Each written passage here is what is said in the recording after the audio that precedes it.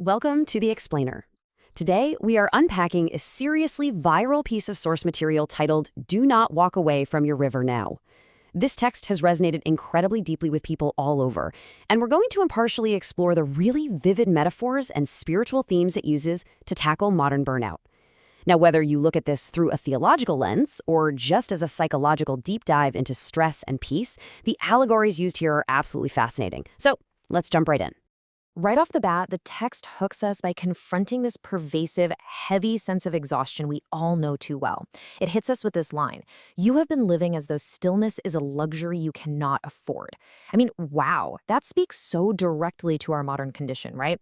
It's that feeling that if we stop paddling or bracing ourselves or constantly scanning the horizon for the next big threat, our lives are just going to sink. The source argues that we treat stillness like it's this impossible indulgence, which perfectly sets the stage for the dramatic intervention that follows. All right, moving into part one, the 1-minute request. A pause for stillness. Okay, what's really interesting here is how the speaker takes these huge, abstract spiritual concepts and grounds them into a literal physical exercise. Breathe in slowly, hold for 1 count, let it go all the way out. By asking you to do this, the speaker is proving a really crucial point. A single minute of peace is actually attainable right now. You literally already have it. The source emphasizes that this metaphorical river of peace doesn't require a massive flood of your time. It just needs a bank to touch, and it's asking you to be that bank. And this brings us to a major psychological critique in the text. The source material argues that we tend to treat rest like it's a debt for the future. Something we'll finally get around to later. But as the source insists, later never actually comes. The current of daily life just keeps sweeping you past it, locking you into a vicious cycle where you arrive at the end of the day completely empty. And the worst part? We mistakenly call that total depletion being responsible.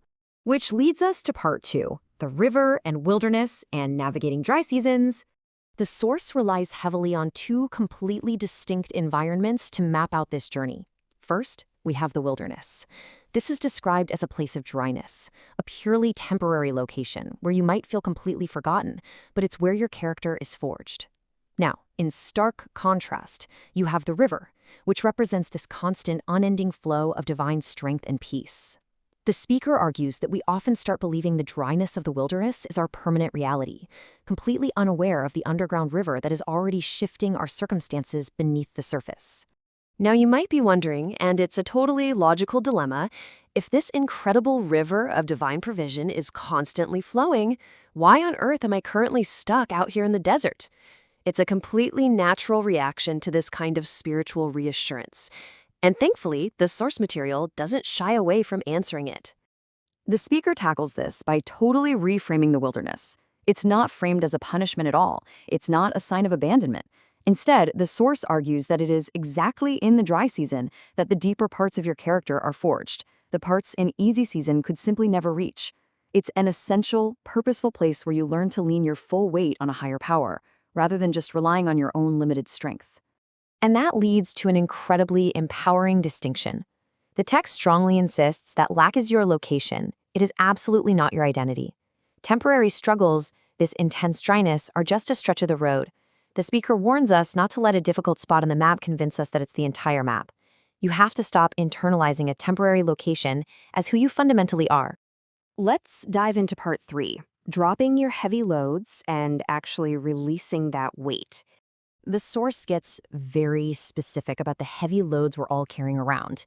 The speaker points out that your deep bone-level tiredness doesn't actually come from physical work. It comes from carrying the verdicts of others, old failures, false guilt, anxiety, discouragement, and just a constant loop of negative thoughts.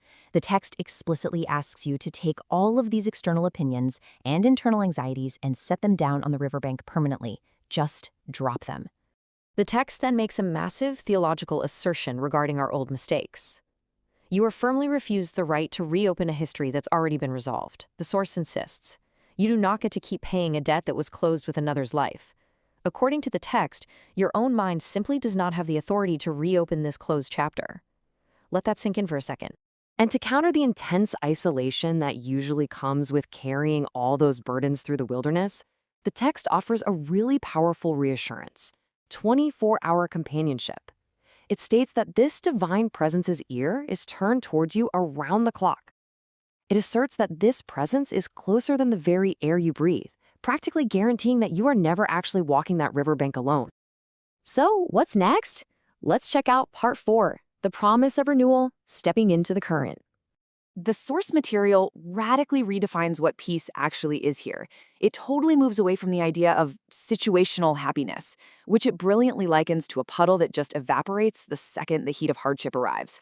Instead, true peace is defined as a constant, steady current, drawn directly from an endless, divine source. It doesn't depend on perfect circumstances. It flows steadily whether your day is perfectly calm or totally chaotic. This might be one of the most vivid instructions in the entire text.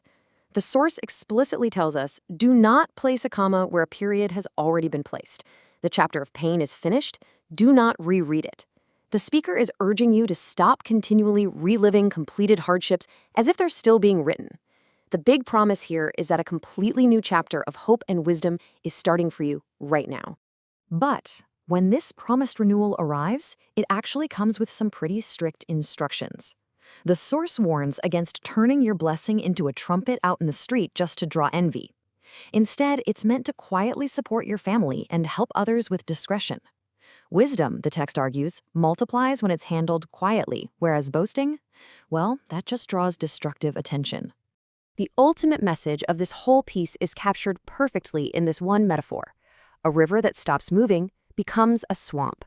The strength, the renewal, the provision you receive, none of it is meant to be hoarded. The supernatural current running through your life must overflow.